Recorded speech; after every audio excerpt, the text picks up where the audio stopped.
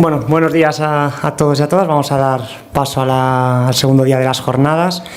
A continuación, la doctora García Carpintero, que es psiquiatra en el Hospital Clínico San Carlos y es miembro y una de las coordinadoras de la Unidad de Intervención del Suicidio, nos va a hablar del perfil sociodemográfico de la conducta suicida, factores de riesgo y de protección. Así que cuando quieras, Ana.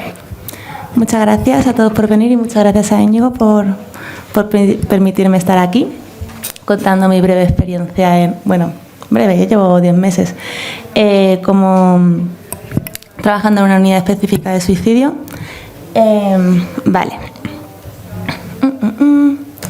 Estos son el índice de los contenidos. Primero voy a hablar un poco de cuál es la unidad de intervención del suicidio del Clínico San Carlos y por qué me surgió presentar esta temática.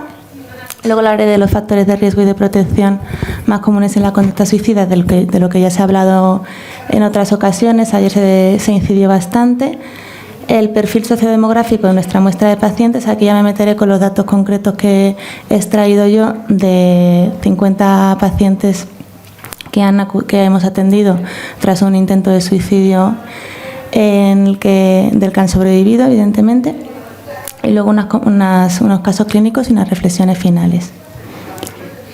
Vale. La unidad de intervención del suicidio, lo comentó brevemente Marina ayer, es una unidad que se crea en septiembre del 2024 con la intención de hacer un seguimiento multidisciplinar mediante enfermería de salud mental, psicología clínica, y hay una rata, y ahí debería poner psiquiatría, intensivo y sin lista de espera durante un tiempo recortado tras el primer intento de suicidio o en un contexto de una ideación de unas ideas suicidas muy elevadas. Quedan fuera del programa por una cuestión más técnica de que no podemos abarcar a todos los pacientes, esas personas que ya mantienen un seguimiento en salud mental previo. Y con esto nos quedamos con la particularidad de que atendemos sobre todo personas que tienen su primer intento de suicidio, que no han tenido contacto previo con salud mental, que están atravesando su primera crisis vital o su primer episodio depresivo grave, ¿no? Tan grave que les llega a tener estas ideas de muerte. Sin embargo, aunque nosotros seamos una unidad que se erige como que intervenimos sobre el suicidio, que nos dedicamos a tratar el suicidio, a intentar prevenirlo, la realidad es que atendemos una población muy sesgada, una población que sobrevive y que viene a urgencias. La mayor parte de la gente que se suicida y que lo acaba cometiendo no ha tenido ningún contacto previo con salud mental, entonces a eso no nos llegamos. Si dividiéramos la suicidología en 3 grupos, ¿no? Todo el espectro del suicidio entre grupos de personas, dividiríamos por una parte la ideación, que es un grupo muy heterogéneo, muy ambiguo, que pasa de pensamientos puntuales sobre la muerte intrusivos, de que la persona se asusta pero no tiene intención y quiere matarse, pero le vienen más obsesivos, hasta una planificación, una estructuración, haber hecho muchos preparativos, como tener muchísimo riesgo pero no haberlo llevado a cabo aún.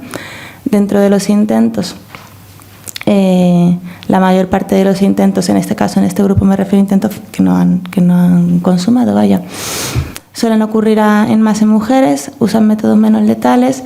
Dentro de todo el grupo de los intentos, la mayoría hace crítica y no vuelve a intentarlo, y de esto hablaré un poquito más adelante, pero hace crítica y no vuelve a intentarlo. El propio intento es un factor en ese sentido protector, porque hace que movilice ciertos recursos a su alrededor para que se dé cuenta de las cosas de otros motivos para seguir viviendo y que deseche esa idea. Y luego la relación entre ideación e intentos, es que esto no sé muy bien si se llegó a plantear ayer, es que hay un intento por cada 200 personas que piensan en la muerte, ¿vale? Respecto a lo que se comentó también ayer de la diferencia entre hombres y mujeres, mi hipótesis es que las mujeres, aunque tengan el mismo deseo de morirse, el mismo deseo de suicidarse, están en el mismo punto de desesperanza, eligen suicidios en los que no les vayan a encontrar desfiguradas, no vayan a suponer un trauma para su familia. Entonces la mayoría piensan que con una caja de pastillas se van a morir, entonces eligen un suicidio en el que su familiar se los encuentre dormidos. Los hombres yo creo que no tienen en cuenta ese ese detalle, la mayoría, aunque es verdad que hay muchas mujeres que eligen precipitarse por un sitio alto, que de hecho es el motivo más frecuente de suicidio en mujeres, pero con las que hablo, siempre que me dicen que eligen ese método, en parte por eso, no porque piensen que van a sobrevivir, ninguna quiere sobrevivir en un principio. Luego el tercer grupo, el grupo de los suicidios consumados, utilizan métodos más letales. Como ya se ha comentado, la mayoría son hombres, especialmente mayores. Y luego este es el dato importante, que el 50% de los suicidios consumados no ha tenido previamente ningún contacto con salud mental. Entre otras causas, lo que ya se comentó también ayer, que son personas que tienen más dificultades para comunicar el malestar, pasan al acto antes de pedir ayuda. Y luego aquí también he querido incluir los suicidios moralistas, que son suicidios en los que la emoción predominante no es la tristeza ni la desesperanza, es o bien la ira hacia alguien por no haber sido a ver si lo explico bien. El ejemplo más frecuente es cuando los sentimientos son culpa o vergüenza, por ejemplo, o el miedo ante un castigo. Es, por ejemplo, los agresores sexuales o los ejecutores de violencia de género que posteriormente se suicidan. Ahí no hay tristeza. Ahí me suicido porque prefiero suicidarme a lo que me va a venir después. Y el otro caso en el que la culpabilidad, en el que el sentimiento es la ira, es cuando hay alguien al que se le castiga injustamente en alguna cultura en la que son muy represores y eligen suicidarse antes de cometer un castigo que no es justo para ellos o que les afecta a la honra. Como ya he dicho, en el suicidio consumado, no lo he dicho, pero ya se ha dicho antes, el riesgo más importante es el intento previo, que a la vez es el tema este que tiene la doble cara, porque el intento previo también es el que hace que muchas veces la persona elija no volver a suicidarse, pero a la vez también puede sentar pie a que lo vuelva a intentar. Y luego más cifras. Para que os hagáis una idea, de cada 2.000 personas que piensan en la muerte, se suicida uno. Y esto también se dijo ayer, de cada 20 intentos se suicida uno. Entonces, como comentaré más adelante, la ideación no es algo a lo que le debamos prestar tanta atención realmente, aunque nos asuste, porque si nos fijamos en las cifras, de cada 2.000 personas que piensan en la muerte se suicida uno, y la mitad de los que se suicidan nunca lo han comunicado. Entonces no es el factor donde más realmente nos debiéramos prestar más atención o sentir más miedo. En todos los 3 grupos, la continua es un sufrimiento intenso psíquico mantenido y la pérdida de la ilusión y de la desesperanza, tanto en el presente como en el futuro, que les lleva a tomar la decisión más o menos meditada, eso te lo cuentan todos, de que les compensa dejar de vivir con tal de dejar de sufrir. En estos momentos de haber tomado esta decisión, muchas veces tienen una visión distorsionada en cuanto a lo que valen, en cuanto a sus posibilidades futuras, en cuanto a su soledad, o en cuanto a la carga que suponen para su entorno, o en cuanto a las necesidades de su entorno hacia ellos, ¿no? Muchas que se han suicidado, que se han intentado suicidar con hijos, dicen, es que ya mis hijos no me necesitan, ni siquiera, ¿no? Como llegan a ese punto, hijos de pequeños, de 5 años, ya no me van a necesitar, no soy tan buena madre. Es lo que ya he dicho antes, la mayoría de los que sobreviven se arrepienten. Si no se arrepienten en el momento, se arrepienten a los 3 días. Y en algunos casos, ¿no?, el haber realizado un intento, aunque se arrepientan, también te dicen, pero ya le he perdido el miedo a pasar el acto, ya me siento como un poco más valiente como para volver a hacerlo, no tengo ya ese freno del no saber qué es. Los factores clásicos de riesgo y de protección del suicidio que aparecen en la literatura es ser hombre, la edad entre 60 y 80 años, como ya se ha comentado, suelen utilizar métodos más infalibles, no dan señales de aviso, actúan con mayor premeditación.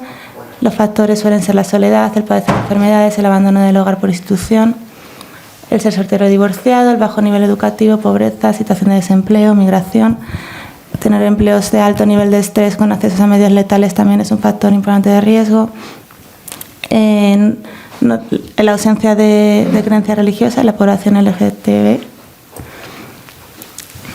Entre los factores personales, de riesgo está la ideación suicida, que ya he dicho que tampoco es un factor tan relevante, la conducta suicida, que sí lo es, que es el predictor más importante de riesgo suicida, ya que el 20% de las personas que realizan un intento lo vuelven a realizar en los próximos meses. La enfermedad mental, en especial la depresión, según la OMS, entre el 65 y el 90% de los suicidios se relacionan con algún grado de depresión. Y también existen otros trastornos mentales con los que se ha asociado. Aquí aparece el trastorno bipolar, los psicóticos, el trastorno de ansiedad y el trastorno de personalidad.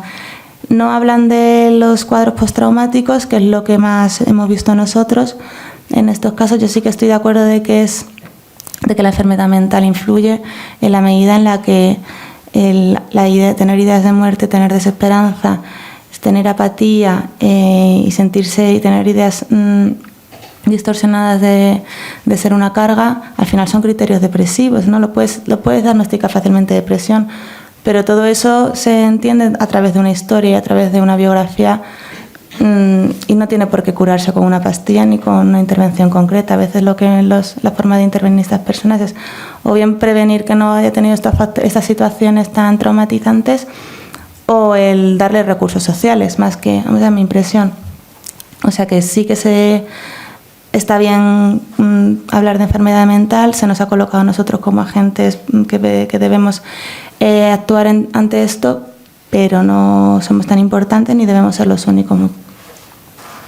Luego, las variables psicológicas entre estas personas, ¿no? Características como la desesperanza, la impulsividad, el pensamiento dicotómico y la rigidez cognitiva, que esto también es muy frecuente en personas que han desarrollado traumas, que al final la madurez psíquica de una persona traumatizada a veces le lleva a tener un pensamiento más inflexible, a que sea todo blanco o negro, si no, actuar impulsivamente, a tener este temperamento más fuerte, y que también favorece los intentos de suicidio, al tener mucha sensación de vacío, etcétera. Sobre generalización de recuerdo biográfico, perfeccionismo, agresividad, ira, irritabilidad, hostilidad y ansiedad. Esto es que se repite, vale. Los factores de riesgo contextuales y familiares: el haber tenido un antecedente de suicidio de intento de suicidio consumado en la familia. Yo esto ayer lo pregunté a mis compis porque sé que es importante, pero no sabía dar una explicación. Hombre, en primer lugar, un suicidio en la familia es algo traumático, es algo que deja a la familia tocada para siempre. Según cómo se trate ese suicidio, se trata con tabú, o se trata como un secreto, se trata como algo que no se debe hablar, al final también marca mucho el desarrollo de la familia. Y luego al final el hecho de que se sepa en gente jovencita, pues ya como que normaliza que eso es una opción, ¿no? Una opción para salir del sufrimiento. La falta de apoyo social o familiar, la exclusión social, el no tener apoyos, el sentirse solo, al final es todo un poco lo mismo. La condición de migrante, por el haberse visto expuestos a situaciones traumáticas, la propia migración es algo muy traumático, más el motivo de la migración también, y el llegar aquí y verse con las circunstancias de dificultades para tener la nacionalidad, para empleos precarios, discriminación, etcétera. Y luego el de haber sufrido vivencias traumáticas, abuso sexual, violencia de género, etcétera. Luego los precipitantes, ¿no? Las situaciones que hacen que sea la gota que colme el vaso y que tomes la decisión de suicidarte en ese momento, que ya no puedas más, pueden ser pérdidas económicas, pérdidas personales, problemas legales, acoso escolar, cambios en etapa vital, empezar alguna discapacidad o enfermedad crónica. A mí me llama especialmente la atención en el grupo de pacientes que hemos atendido el tema de las rupturas amorosas y el haber descubierto infidelidades. Eso ha descolocado muchísimo a la gente y a lo mejor no somos conscientes de lo que supone. A ver, vale. Y luego, factores de protección, cosas buenas que podemos rescatar y que debemos promover y que debemos también analizar en pacientes para ser conscientes de qué hilos podemos tirar. Pues las características psicológicas como la resiliencia, la habilidad de afrontamiento, resolución de problemas, habilidad para crear y conservar relaciones significativas, ¿no? Personas con buenas habilidades sociales. Muchas veces muchas personas que que acaban en estos programas, entre otras cosas, tienen una dificultad enorme para interaccionar, son con rasgos autistas, aunque sean leves, y también se le nota que sufren mucho por este motivo. El tener embarazo, el estar embarazado, tener hijos a cargo. Aquí esto es un comentario que lo debía haber borrado, ¿vale? Pero es verdad, es que hay muchas mujeres que han hecho intentos graves de suicidio, a lo mejor de las 50, a lo mejor 7, con hijos embarazadas, y les daba absolutamente igual. No es que le diera igual, es que estaban tan mal que incluso eso no era un motivo para dejar de hacerlo. El miedo al suicidio, la desaprobación social, el tener razones para vivir, el sentir que tienes el control sobre tu vida, sobre tus actos, el tener propósitos, el tener planes vitales, las creencias espirituales o religiosas, el autoestima, la capacidad para establecer relaciones significativas, el apoyo social, vinculación en entornos escolares y, en definitiva, tener las necesidades básicas cubiertas. Mínimo. Vale, y ahora voy a hablar del grupo en concreto que yo he atendido de personas, ¿vale? Con algunas gráficas. Esta es el mapa de Madrid, de la distribución geográfica de los distritos. El cursor no se mueve. Vale, no sé si veis las 3 áreas que están un poquito rodeadas en naranja, que es Chamberí, una zona del centro y todo lo que es Aluche y Puerta del Ángel. Pues esa es nuestra población. El hospital está situado en la parte de Chamberí, entonces también tenemos dificultades a veces para que vengan todas las semanas desde Carabanchel prácticamente, ¿no? Y más con la línea de metro cerrada, que a veces también tenemos que ser conscientes que si no sus dificultades a nivel geográficas. Es una población muy variopinta, hay de diferentes niveles adquisitivos, diferentes distribución a nivel de migración, y en ese sentido sí que recogemos a una población bastante heterogénea. La distribución de nuestra muestra de 50 personas que han sobrevivido a un intento de suicidio es la de la gráfica de la izquierda. Se ve que es en espejo con la otra gráfica, con la gráfica de los suicidios. Sobre todo atendemos gente joven y mujeres, cuando en la otra gráfica son hombres mayores. En el 100% de nuestros pacientes hemos encontrado un diagnóstico. En 8 de ellos, el mayor es el de trastornos de la personalidad. En 8 de ellos, un trastorno de estrés postraumático o trauma complejo. En 18 de ellos, un cuadro depresivo mayor, y en 3, trastorno bipolar. En algunos de ellos tienen 2 diagnósticos, pero como que he elegido el principal, ¿no? El que a mí me parece el más predominante. Y aunque, como he dicho antes, aunque hayamos encontrado grados de psicopatología en todos ellos, la psicopatología se ve determinada por una biografía traumática o por factores sociodemográficos. Esta es una gráfica que a mí me parece curiosa, pero no tiene ningún tipo de validez científica porque la muestra es muy pequeña. Pero bueno, me llama la atención el pico de octubre y de junio, que sean como los meses de cambio de estación, de cambio de rutinas así más importantes, sean cuando la gente se descompensa más, ¿no? Porque siempre se dice que en las unidades de suicidio todo va por rachas, y es verdad. Y en salud mental ocurre mucho. Luego, este es un tema, la parte más triste, ¿no? de la exposición.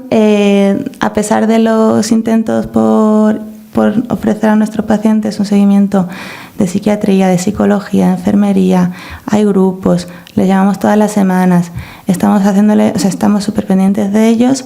9 de ellos, o durante el seguimiento o a los meses posteriores, en el margen máximo de 9 meses, han intentado volver a suicidarse, de los cuales una falleció.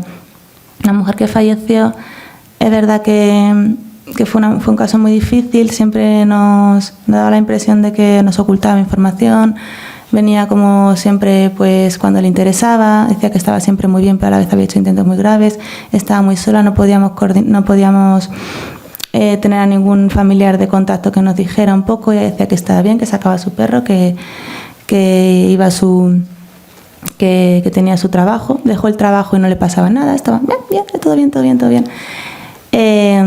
Se intentó suicidar antes de conocerla porque descubrió una infidelidad en su marido, pero luego aparentemente muy bien. Pues vino un día a consulta, aparentemente bien igual, y a los 3 días pues fuimos a ver qué había pasado con ella porque había faltado otra consulta y nos encontramos por el sistema que un informe del SAMUR que la habían encontrado en su casa. Sospechamos que fue a través de pastillas, pero bueno, no puso la causa. Entonces, bueno, este tipo de eventos nos hace a nosotras pues también ponernos a pensar en qué medidas podríamos haber hecho para evitarlo. Y ya a partir de ahí, que fue uno de los primeros casos que atendimos, además, ya impusimos un contrato que en todas las primeras consultas nos tenían que firmar un contrato en el que se comprometían a hacer el seguimiento con nosotros hasta el final y que nos dejaban el teléfono de un familiar de contacto para poder contactar con ellos en caso de emergencia.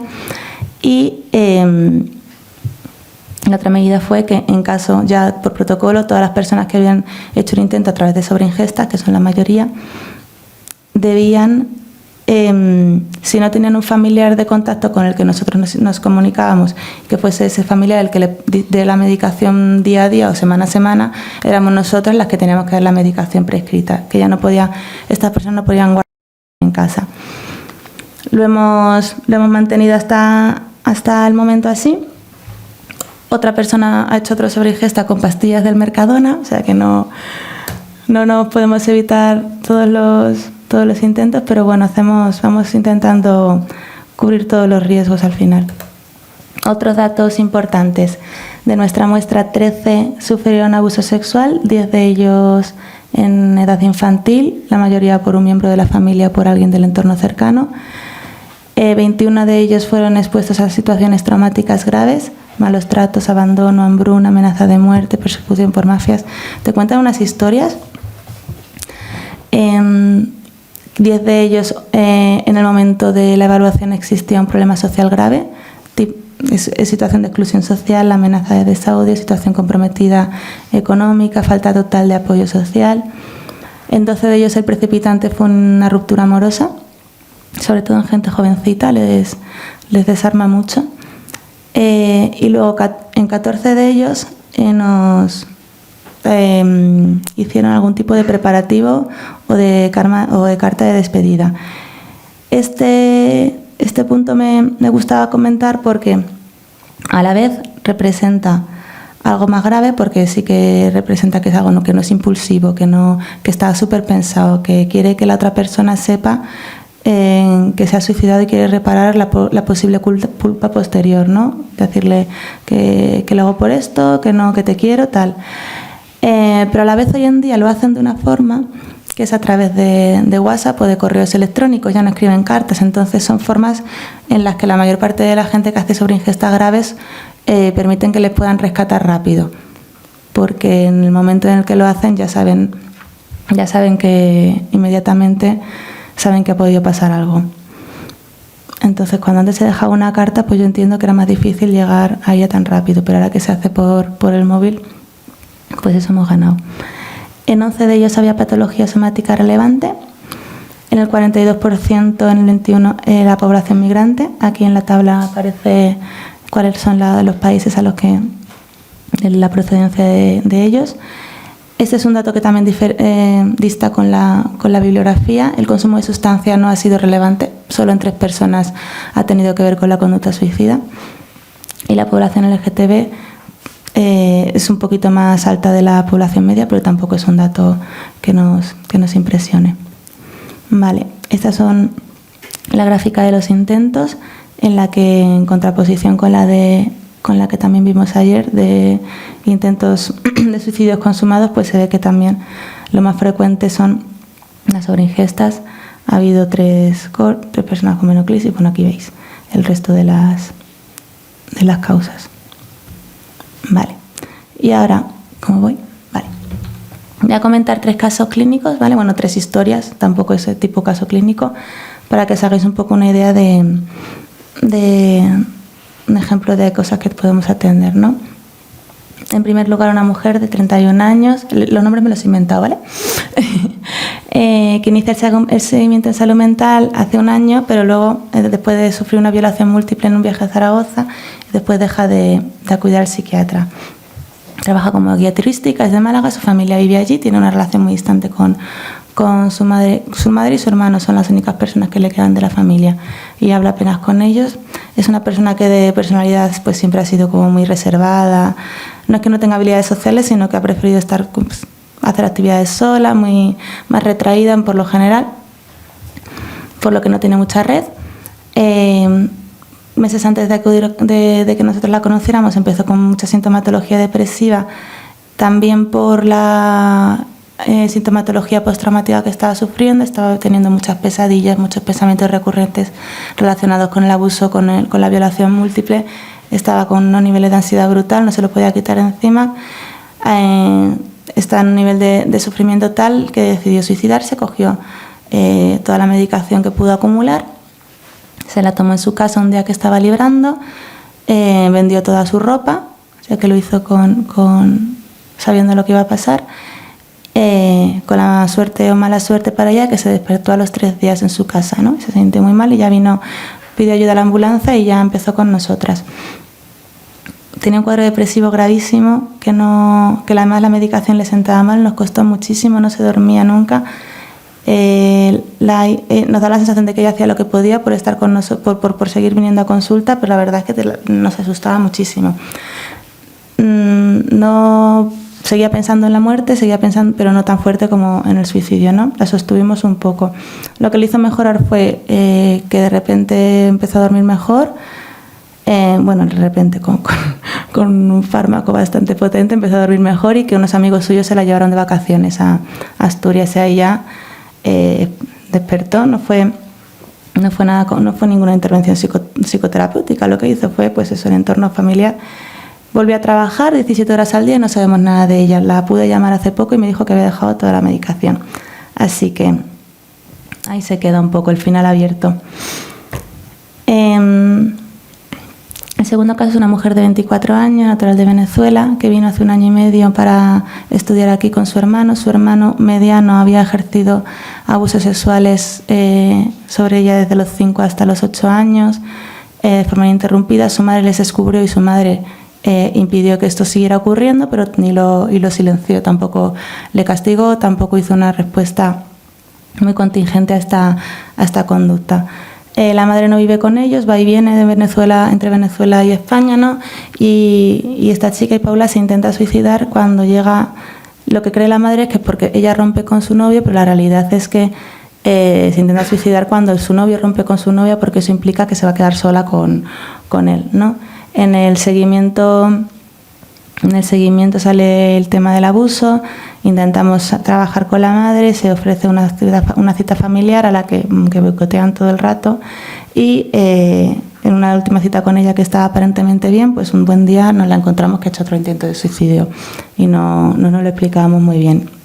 Y a posteriori igual, explicando que el intento había sido por una discusión con su madre, pero bueno, haciendo buena crítica, y nos quedamos un poco con la sensación de eso, de que no podemos que no podemos predecir algunas conductas.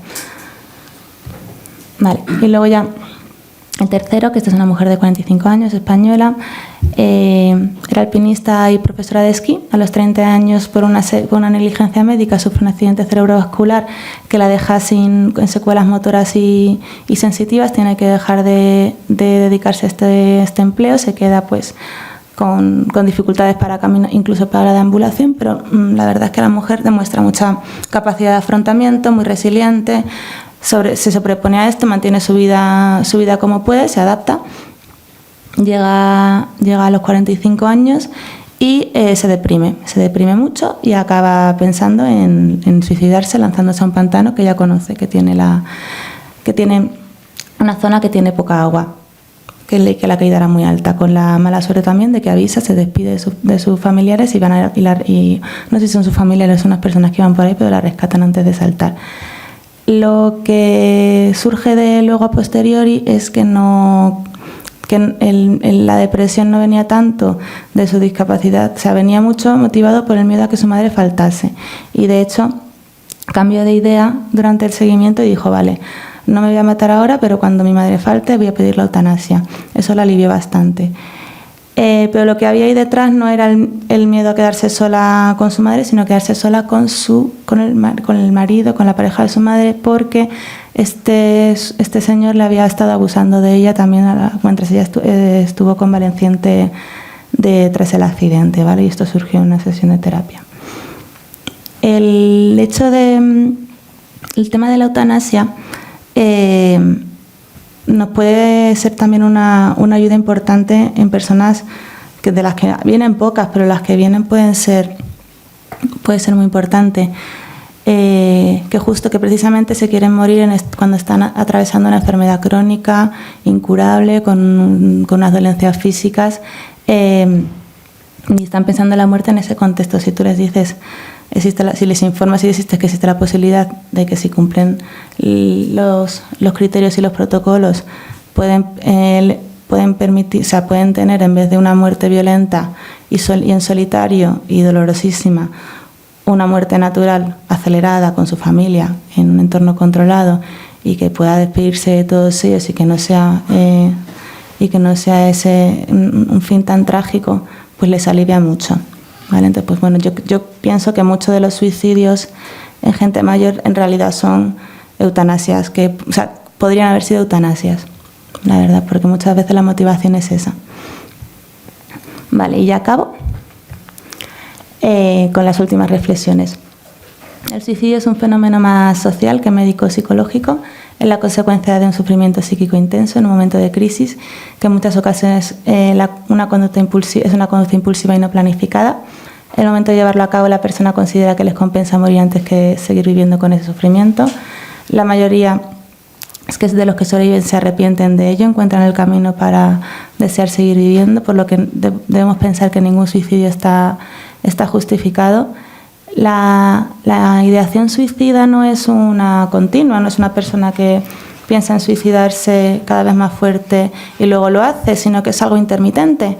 Va, como explicó Irene ayer, como en oleadas, como en crisis, ¿vale? Entonces, lo que una persona en estas circunstancias ya tan dañada, en un momento de calma puede parecer una malísima idea el suicidio, pero en el momento en el que se ponga un poco nervioso por una frustración, a lo mejor sí que le aparece esa idea mucho más intensa. No es algo que podamos predecir, ¿no? O sea, predecir ni conviene tratar simplemente las crisis, sino que lo que conviene es trabajar las dificultades de fondo.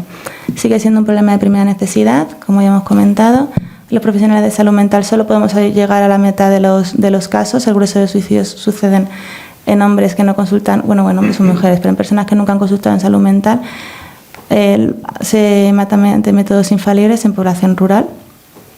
El factor de riesgo más importante del suicidio es el intento de suicidio previo, y en esta es precisamente en la población con la que nosotros trabajamos, y aún así a veces necesitamos más medios o no tenemos o nos faltan muchas cosas por saber para poder predecirlos o para poder evitar todos los reintentos. El trauma psíquico y la depresión son las características psicopatológicas más habituales, en las cuales emergen en contextos de biografías muy traumáticas: migración, crianzas con violencia, hambruna, dificultades económicas, abuso sexual, constantes que se repiten en todos los pacientes que atendemos. El que exista un trastorno mental, como ya he dicho, no es sinónimo que la única forma de intervenir deba ser un tratamiento psiquiátrico. La mejor forma de combatir el suicidio es intervenir sobre determinantes sociales, protegiendo a los menores y a las poblaciones vulnerables, minimizando la soledad y el estigma. Los factores protectores pueden ser tenidos en cuenta a la hora de establecer estrategias de tratamiento en la población en riesgo que refuerce estos recursos y apoyos para salir de la crisis vital en la que se encuentra. Y ya acabo. Esta es la bibliografía. Y muchas gracias.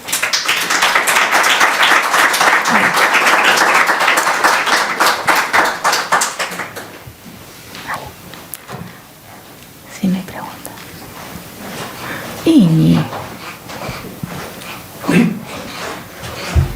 Bueno, muchas gracias, Ana, por la ponencia. Yo te quiero preguntar cosas. Una, que has comentado como que el perfil de pacientes, bueno, que es un poco lo que se ha comentado también ayer, que son personas que muchas veces vienen con una demanda ambivalente, ambigua a veces. La primera pregunta es ¿qué tipo de demanda o qué cosas piden nuestros pacientes cuando van a la unidad, cuando empiezan en la unidad? Y la segunda, que has dicho como muy rápido, que no tiene validez científica, lo de los picos en los meses, si tú le das alguna hipótesis, que porque hay ese aumento esos meses dentro de las características de la población que cubre el hospital clínico o dentro del perfil y los criterios de inclusión que tiene la unidad.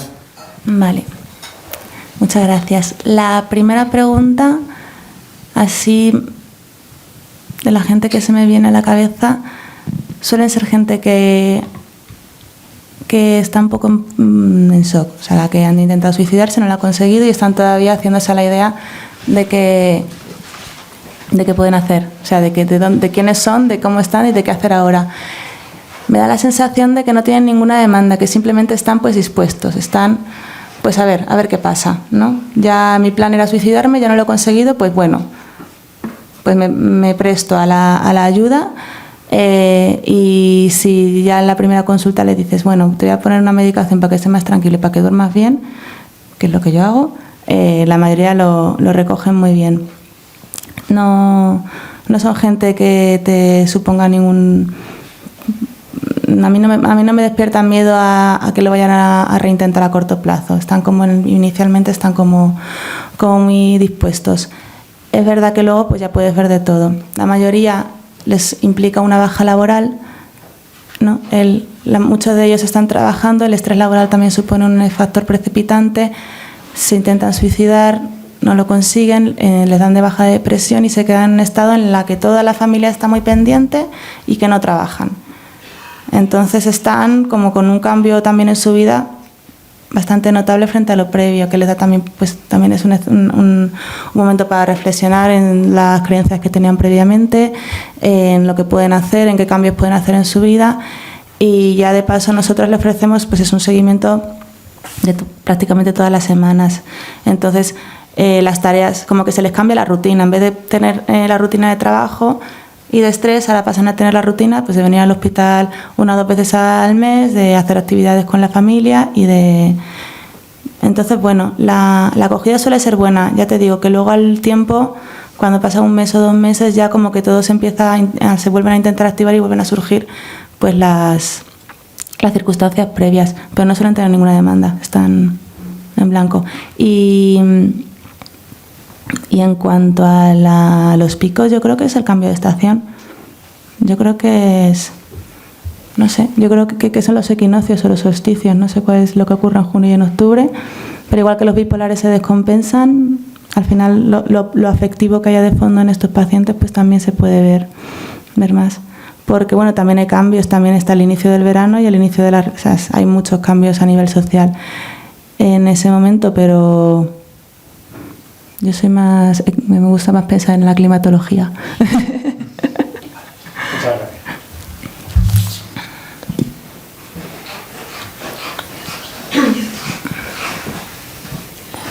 Bueno, en primer lugar, felicitarla por la ponencia porque ha hecho un gran recorrido así por la evidencia del fenómeno de la conducta suicida. Bueno, yo soy psicóloga clínica, trabajo en Oviedo. Y bueno, ha abierto muchos melones, he de decir, pero como podría estar aquí toda la mañana, voy a coger solo 2. Vaya. Uno tiene que ver con los hijos, y una de las cosas que ha dicho que a sus pacientes, pues como que lo de los hijos no les frena. Yo una de las cosas que hago en Asturias es justo un programa de salud mental perinatal. Entonces trabajo con embarazo, posparto y duelo. Entonces ahí sí que quisiera hacer un llamamiento al embarazo como fenómeno de transparencia psíquica a la mujer. Es decir, que durante el embarazo la mujer toma conciencia de muchas cuestiones que han pasado a lo largo de su vida. Entonces sí que es verdad que hay algunas mujeres que a lo mejor los bebés o saberse embarazada no les frena porque piensan que otra persona va a poder cuidar mejor a su bebé que ella misma. De hecho, en las depresiones posparto, en los países desarrollados el suicidio es la primera causa de mortalidad. Bueno, eso por una parte. Y luego por otra parte, que sí que es verdad que muchas mujeres cuando se quedan embarazadas, los hombres o el contexto laboral les castiga.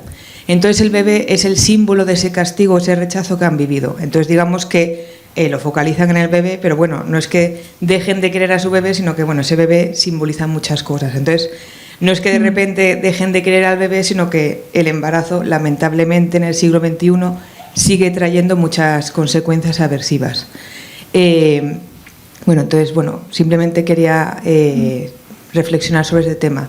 Y luego también como clínica, claro, muchas veces, o también por las viñetas clínicas que ha puesto, está esa impotencia o ese agobio de no poder conectar con las pacientes. Pero claro, precisamente las 3 viñetas clínicas que ha traído es de gente con traumas complejos, es decir, gente que sus primeras figuras vinculares les han traicionado. Con lo cual, si mis figuras de referencia me han traicionado, ¿cómo me voy a fiar de ti, que no sé ni quién eres ni de dónde sales? Entonces, muchas veces, claro, precisamente esa población es súper difícil de conectar y de mantener un seguimiento porque ellas mismas se autoboicotean con nosotros y dejan de venir. Entonces, comparto la frustración un poco como clínica también. Muchas gracias. Muchas gracias.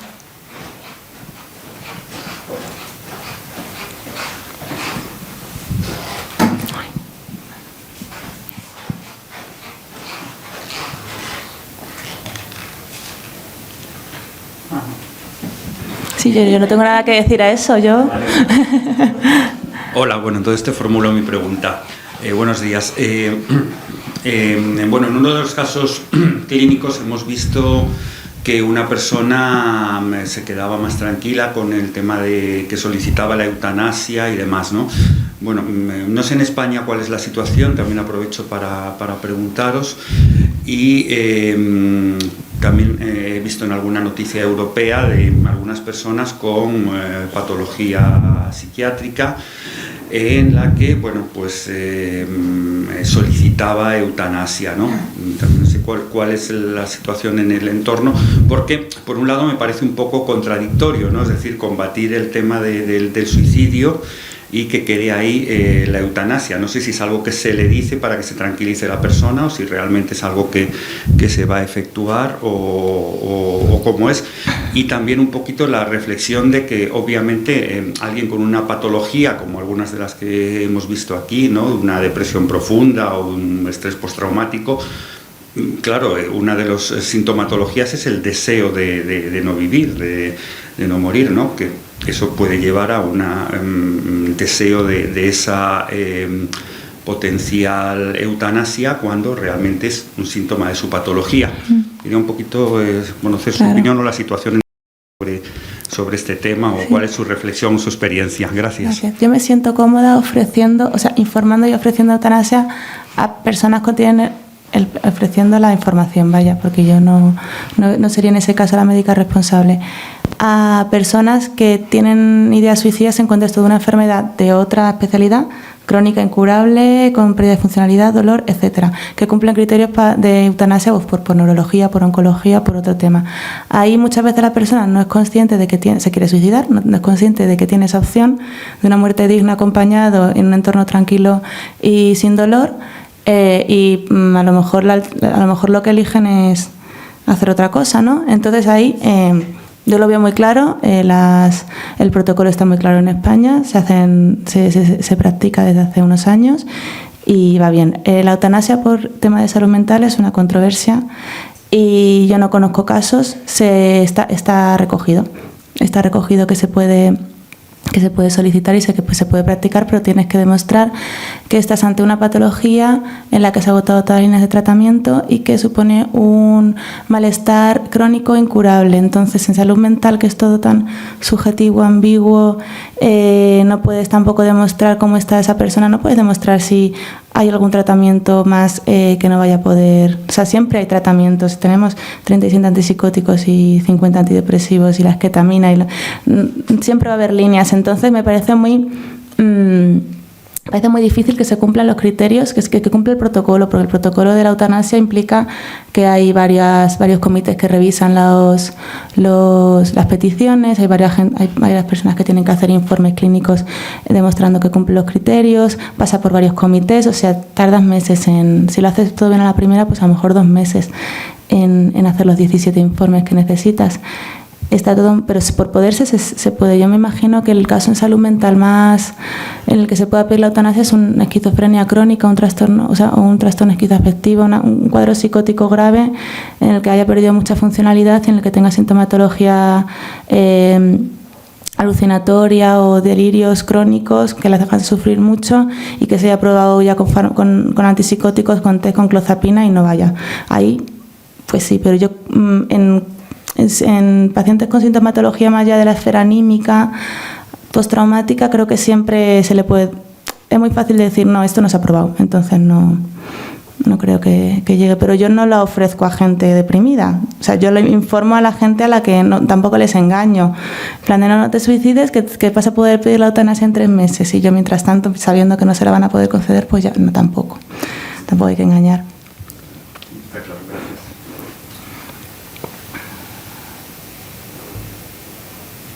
Yo sin más dudas, también tengo una...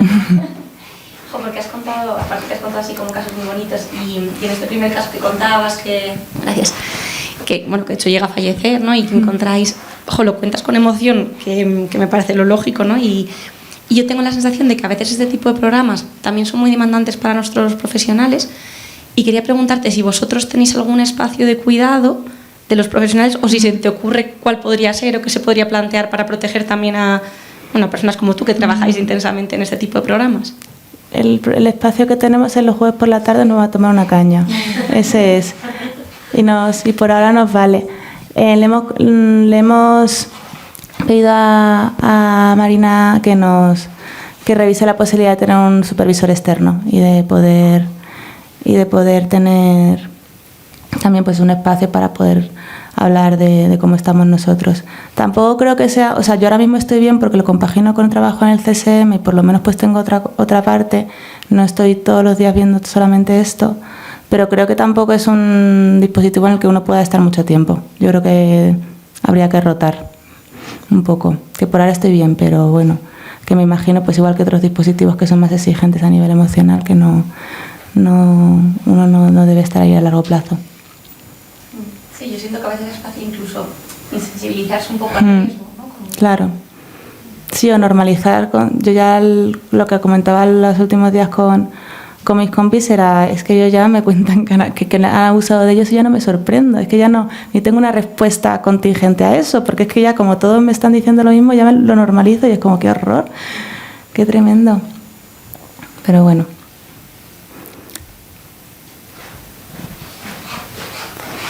Buenos días.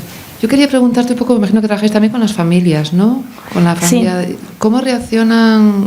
¿Más con culpa, con ira, por ejemplo, o en estos casos que hay un abusador en la familia? De todo.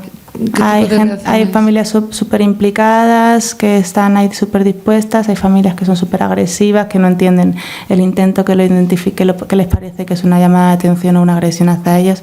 La de esta chica, la madre está absolutamente indiferente, o sea, ni frío ni calor. La madre ha debido sufrir muchísimo, también ha tenido una biografía traumática y se ha hecho de piedra, entonces ella no entiende que la hija se pueda poner a llorar o se pueda poner a sufrir por estas circunstancias, ¿no? Entonces, pues bueno, era un poco la formulación que teníamos. Hay de todo. También pasa, teniendo en cuenta que muchos de ellos vienen traumados de base por cuestiones familiares, no esperamos que las familias estén súper dispuestas y súper preocupadas, que es lo entendible inicialmente. Pero bueno, con los que podemos trabajar, trabajamos, con los que no. Tampoco lo bueno de ser un servicio de adultos es que no tenemos por qué hacer partícipes a la familia de todo. Así que cuando les pedimos, oye, custodiarle la medicación, dásela a la semana para prevenir esto, en eso sí que siempre cumplen todos. Pero hay algunos a los que no les podemos pedir nada más que eso.